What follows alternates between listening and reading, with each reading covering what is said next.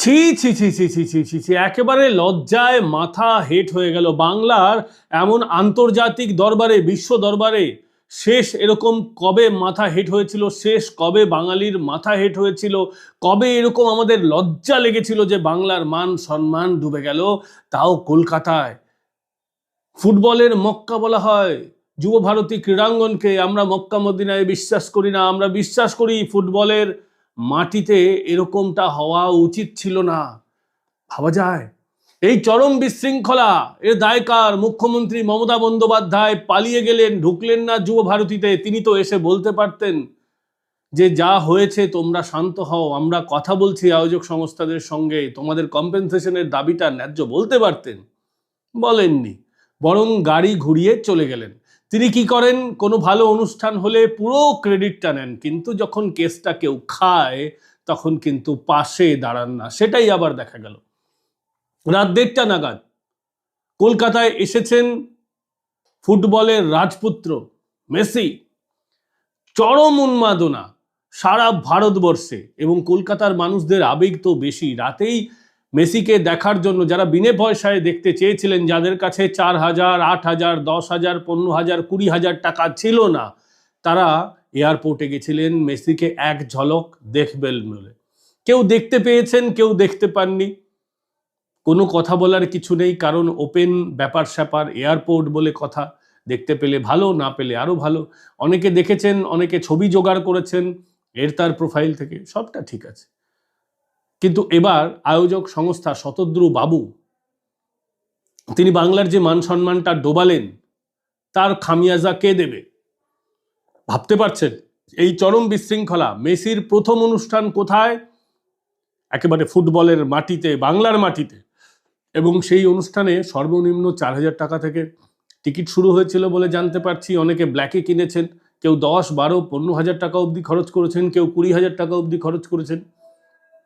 তবে 4,000 থেকে 8,000 এরকমটা তো টাকা খরচ করতেই হয়েছে সাধারণভাবে মেসিকে এক ঝলক দেখবে বলে। মেসি এলেন। প্রথম থেকেই এই অনুষ্ঠান ঘিরে নানান রকম সমস্যা, জটিলতা তৈরি হচ্ছিল। মেসির একটা বিশাল কায় মূর্তি তৈরি করা হয়েছে, যেটা লেক টাউনে বসানো হয়েছে। নিন্দুকেরা বলছেন, আমরাও দেখেছি, যে ওই মুখের সঙ্গে, মেসির মুখের সঙ্গে ওই যে মূর্তিটা তৈরি করা হয়েছে তার মুখের নাকি কোনো মিল নেই। দিয়েগো মারাদোনা নিজের মূর্তি দেখেই খুশি হয়েছিলেন, তার মুখের সঙ্গে মিল ছিল কি ছিল না সেটা বিতর্ক হয়নি। মারাদোনা এসেছিলেন, আমি নিজে সেই অনুষ্ঠানে ছিলাম। তখন আমি একটি দৈনিক পত্রিকায় কাজ করতাম, তাদের হয়ে খবর করতে গিয়েছিলাম, ছবি তুলেছিলাম। একেবারে এরকম সামনাসামনি আমি সেই সময় দিয়েগো মারাদোনাকে দেখতে পেয়েছিলাম। সুজিত বসুর অনুষ্ঠান ছিল। আর আজকে সুজিত বসুর অনুষ্ঠানে মারাদোনা স্পটে আসতে চাননি, মানে শ্রীভূমিতে আসতে চাননি, বাংলা কথা লেক টাউনে আসতে চাননি, একেবারে ওই ভার্চুয়ালি মাঠে আসতে চাননি। যেখানে হোটেলে ছিলেন সেখান থেকেই মোটামুটি রিমোট টিপে উদ্বোধন করে দিয়েছেন। খুব বেশি মেসি খাটতে চাননি, আসতে চাননি। কি কারণে আসতে চাননি? টাকা পয়সার আলাদা কোনো ব্যাপার নাকি? এরকম তো হয়, একটা অনুষ্ঠানে যেটুকুন আমাকে বলা হবে তার থেকে অন্য কোনো অনুষ্ঠানে ভিড়িয়ে দিলে, বেশি প্রোগ্রাম দিয়ে দিলে, এটা তো অর্থনৈতিক ব্যাপার স্যাপার থাকে, এতে কোনো অন্যায় নেই। কিন্তু যাই হোক, হয়নি। মোট কথা হচ্ছে লেক টাউনে মেসিকে আনা যায়নি যেভাবে মারাদোনাকে আনা গিয়েছিল।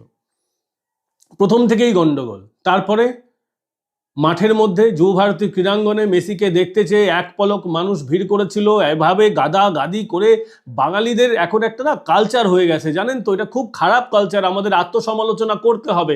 কোনো আমরা সেলিব্রিটিকে দেখলেই একেবারে হুমড়ি খেয়ে পড়ি, ছাড়তে যাই না তাদের। তাদের ব্যক্তিগত জীবনেও তাদের আমরা যেন পরিসরে ঢুকে পড়তে চাই, এটা আমাদের স্বভাব হয়ে গেছে।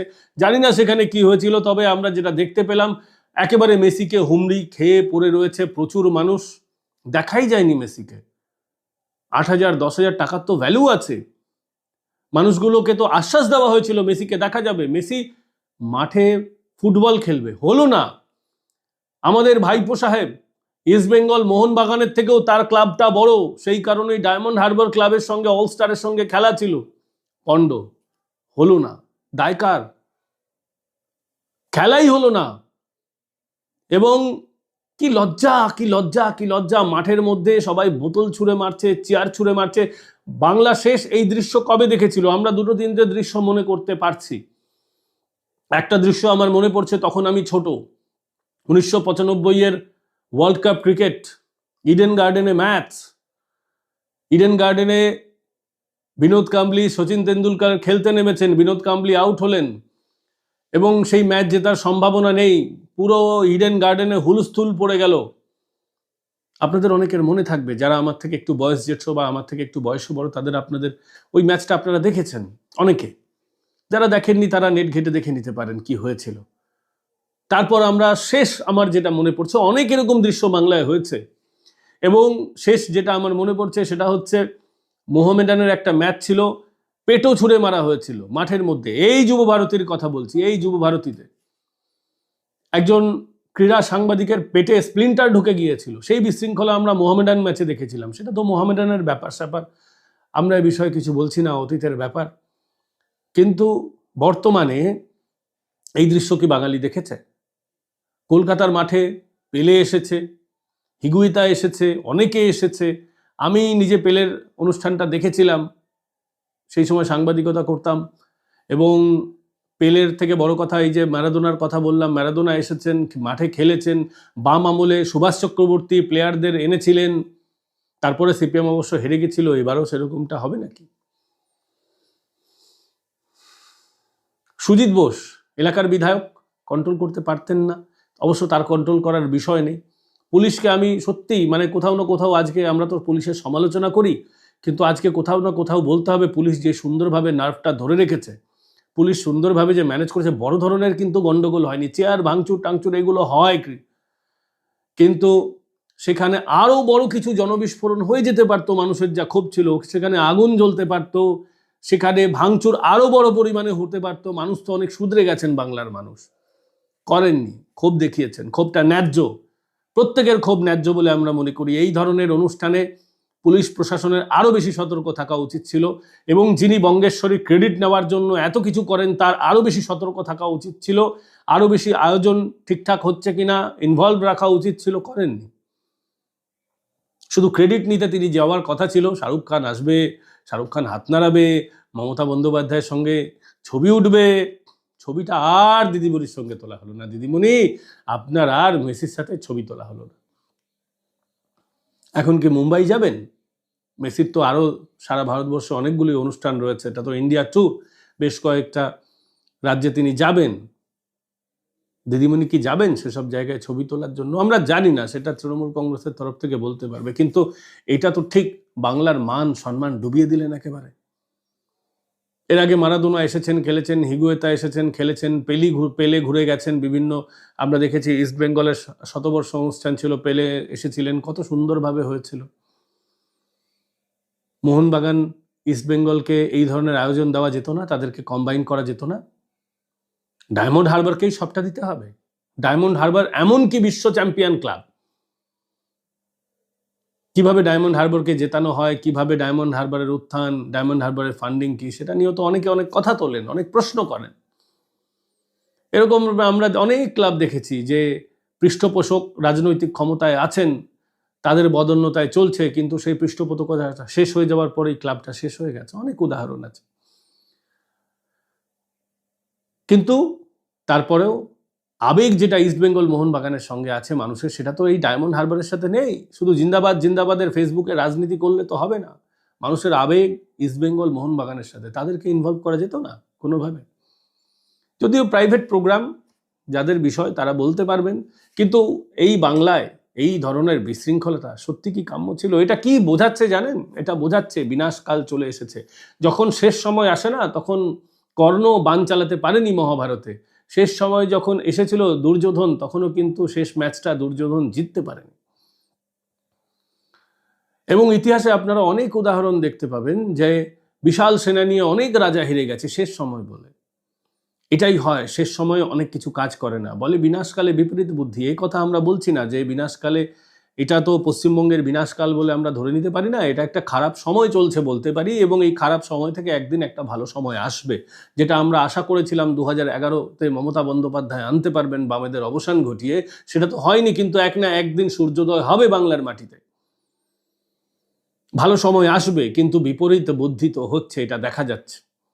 মমতা বন্দ্যোপাধ্যায় তো আসতে পারতেন, এসে বলতে পারতেন যে আমি তোমাদের অভয় দিচ্ছি, আরো একটা ভালো অনুষ্ঠান হবে বাংলায়, কিন্তু তিনি ফুরুত, নবান্ন অভিযানের কথা মনে আছে? মমতা বন্দ্যোপাধ্যায় সকাল থেকে নবান্ন আসেননি, ভয় ছিল। পরে যখন পুলিশ কর্তারা আশ্বস্ত করলেন যে আমরা জনতাকে ছত্রভঙ্গ করতে সক্ষম হয়েছি, তখন তিনি দাপট দেখাতে এলেন। দাপট দেখাতে এলেন, গাড়ি করে নবান্নে গেলেন শেষ বেলায়, যখন কার্যত ছত্রভঙ্গ হয়ে গেছে জনতা। একেবারে ঝালাই করে দিয়ে, লোহার সঙ্গে আরেকটা গ্রিলে জুড়ে দিয়ে ঝালাই করে পুরো ব্যারিকেড করা হয়েছিল, কন্টেনার আনা হয়েছিল যাতে মানুষ না করতে পারে। এটা তো আর আমাদের আন্দোলনগুলো, পশ্চিমবঙ্গের আন্দোলন তো বাংলাদেশের মতন জ্বালাও পোড়াও আন্দোলন হয় না। আমরা গণতান্ত্রিক প্রক্রিয়ায় ক্ষোভ বিক্ষোভ দেখাই সরকারের বিরুদ্ধে।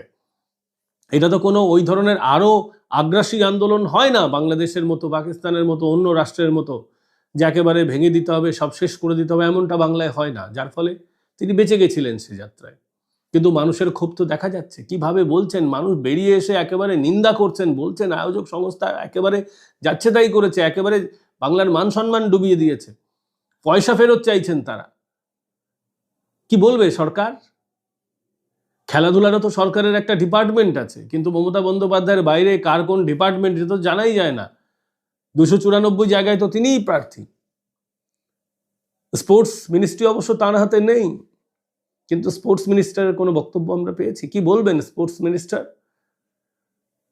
ক্রীড়ার যিনি মন্ত্রী আছেন, ক্রীড়া মন্ত্রী, তাকে তো সব থেকে বেশি টালিগঞ্জে দেখা যায়। উনি টালিগঞ্জের অভিনেত্রীদের পাশে তাকে বেশি আমরা দেখতে পারি।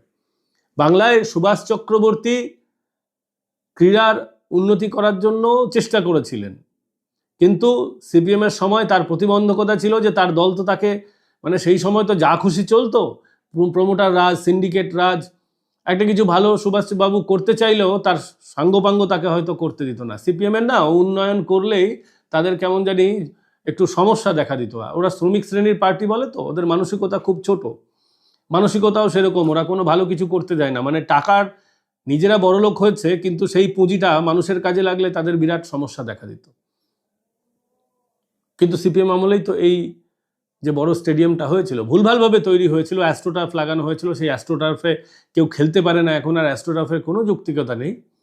পরে সেটাকে ঠিকঠাক করা হয়েছে আমলে।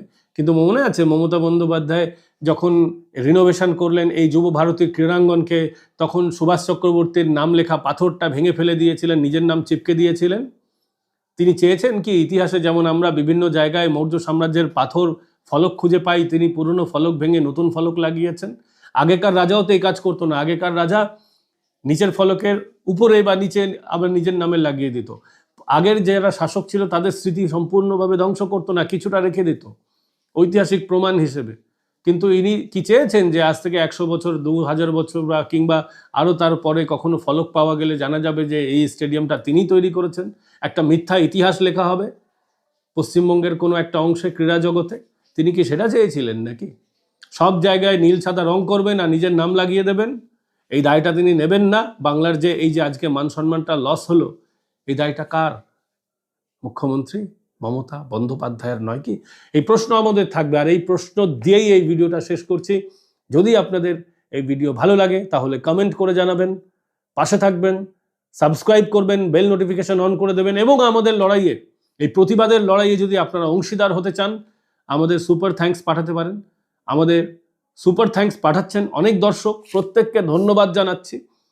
এই যে সুপার থ্যাঙ্কসের মাধ্যমে যে অর্থ আমরা সংগ্রহ করতে পারছি, এটা আমরা একটা ভালো কাজে লাগাবো, এবং সেই অনুগ্রহ আপনাদেরকে করছি। যদি আপনাদের কোনো রকম এই বিষয়ে সাজেশন থাকে জানাবেন যে এই টাকাটা আমরা কিভাবে কাজে লাগাবো। আমরা সাধারণত 140, 200, 500 এই ধরনের অর্থ সাহায্য পাচ্ছি প্রত্যেকদিন, কিছু কিছু অল্প অল্প করে হিসেব রাখা হচ্ছে, ইউটিউবই আমাদেরকে সে হিসেব দিচ্ছে।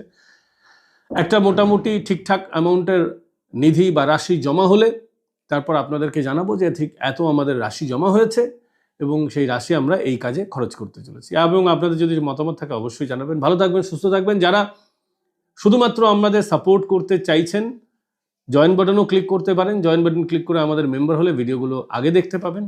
আর যারা এত কিছু চাইছেন না, যাদের হয়তো শুধুমাত্র ভিডিও দেখতে ইচ্ছা করছে, দয়া করে আপনারা অন্তত সাবস্ক্রাইব বাটনটা ক্লিক করে দিন, পাশের বেল আইকনটা অন করে দিন, যাতে নোটিফিকেশন আপনারা সঙ্গে সঙ্গে পেয়ে যান এবং সঙ্গে সঙ্গে ভিডিওগুলো দেখতে পান এবং এন্টারটেইন হতে পারেন এবং জানতে পারেন বাংলায় কোন কোনায় কি চলছে, বাংলায় আসল ন্যারেটিভটা কি, বাংলায় কোন দিকে কি হচ্ছে। ভালো থাকবেন, সুস্থ থাকবেন, আগামীকাল আবার দেখা হচ্ছে আপনাদের সঙ্গে।